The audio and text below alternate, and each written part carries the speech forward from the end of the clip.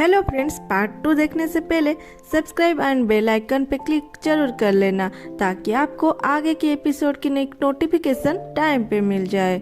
चलिए स्टार्ट करते हैं। यान वान को बोलती है, क्या मुझे तुम धमकी दे रहे हो? तो सुन, इस लव टोकन से भी ज्यादा इम्पोर्टेंट मेरे लिए मेरी माँ है। ये सुन के वान बोलती है, तो यंग मास्टर काओ से चुपचाप शादी कर ले। यान बोलती है, वैसे भी मुझे काओ से ही शादी करनी पड़ेगी, मेरे माँ के लिए सही। तब तो मुझे ये लव टोकन की कोई जरूरत नहीं, लेकिन मैं तुम्हें वो लव टोकन ऐसे ही नहीं दे सकती। वान बोलती है, तो तुम बेवकूफ नहीं हो? बोल, क्या चाहिए तुझे? यान की मेड उसे मना करती है, मालकिन ऐसा मत करो। लेकिन यान उसकी बातों को नजरअंदाज करके बोलती है, पहला मेरी माँ को छोड़ दो, मैं उन्हें मिलना चाहती हूँ। वान बोलती है, तेरी माँ कोमा में है, वैसे भी उसमें और एक डेड बॉडी में क्या अंतर है? अगर तुम्हें वो चाहिए जा और ले जाओ उसे। यान फिर बोलती है, दूसरा, तुम मेरे साथ मेरे शादी में जाओगे, जब मैं सवारी में बैठ जाऊंगी तुम्हें लव टोकन दे दूंगी। वान बोलती है, ठीक है, तुम्हारी बड़ी बहन होने की नाते मैं तुम्हारी विदाई में रह सकती हूँ। यान बोलती है, और तुम उस लव टोकन के सहारे प्रिंस यू से शादी कर सकते हो। वान बोलती है, तो छोड़ दो मुझे। यान कुछ हाथ में करके वान के फेस में हाथ लगा के बोलती है, डरो मत वान, मैं तुम्हें कब का फ्री कर दी है, क्या तुम ऐसे ही नीचे बैठे रहोगे?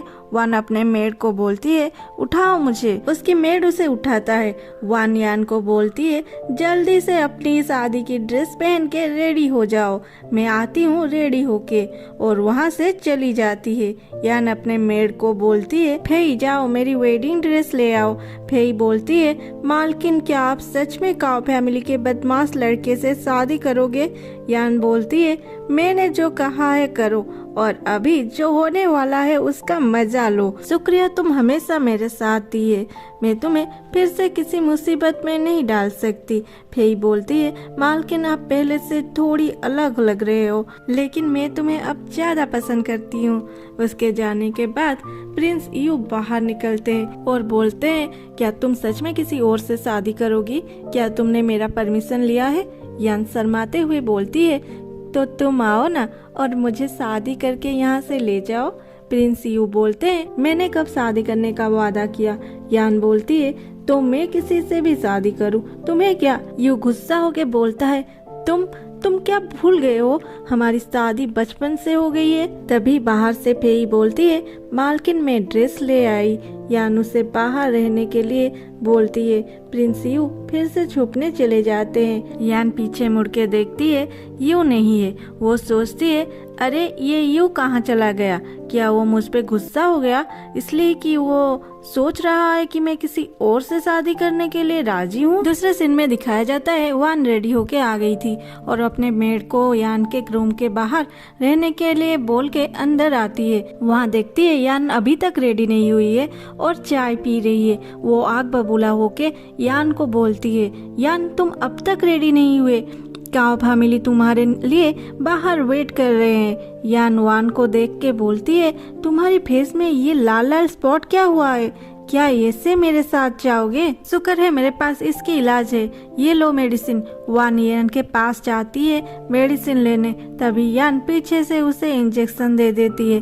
उसके बाद फेई को बोलती है, फेई मैं इसे स्टैचू बना दी है, अभी तुम इसे जहाँ लेके जाओगे वो जाएगी बिना किसी शोर शराबे के। फेई बोलती है, ठीक है मालकिन। उसके बाद यान वान को बिठा के सजाती है और बोलती है, वान आज तुम्हारे लिए एक बहुत बड़ी दिन है, आज मुझे तुम्हारी सेवा करने को दो। उसके बाद वो अपने लिए लाई वेडिंग ड्रेस वान को पहनाती है और खुद वान की ड्रेस पहन के आती है। वान के मेड को बोलती है, मेरी छोटी बहन को जल्दी से लेके जाओ, नहीं तो उसकी शादी में देर हो जाएगी। उसके बाद फेई और वान की मेड वान को लेके चलते हैं। फिर यान निकल पड़ती है अपने माँ को बचाने। वो पूरा रेडी होके निकल पड़ती है। वो अपने साथ बेहोश करने की सारे प्रोडक्ट लेके गई थी और एक एक गार्ड को बेहोश कर देती है। गार्ड समझ नहीं पा रहे थे कि ये क्या कर रही है, उन्हें लगता है कि ये सभी को मार रही है, इसीलिए सारे छुपने लगते हैं। तभी यान एक मेड को पकड़ लेती है और उसे उसकी माँ कहाँ है पूछती है, लेकिन वो मेड नौटंकी करती है, बोलती है, मालकिन मुझे तो नहीं पता आपके माँ के बारे में। सच में? मैं तो आपके माँ को जानती भी नहीं हूँ। ये सुन के यान गुस्सा हो जाती है। यान उसे एक गोली खिला के बोलती है, जानते हो तुम अभी क्या खाए हो?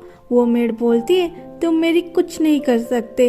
अगर मुझे कुछ हुआ तो बड़ी मालकिन आपको छोड़ेंगे नहीं। यान बोलती है, उससे पहले तुम अपने जीभ को तो देख लो। उस मेड की जीभ वाइट हो गई थी। ये देख के वो मेड डर जाती है और यान के पूछने पर हाथ से इशारा करके यान की माँ कहाँ है बताती है। प्रिंस यू चुपके से ये सब देख रहे थे। वो एक बेहोशी की इंजेक्शन को नीचे से उठा के बोलते हैं, ऐसा लग रहा है मेरी भावी पत्नी एक्स्ट्रा ऑर्डिनरी है, और मुस्कुराते हुए वहाँ से चले जाते हैं। क्या यान अपने माँ को बचा पाएगी? देखते हैं अगले एपिसोड में। तब तक के लिए बाय बाय।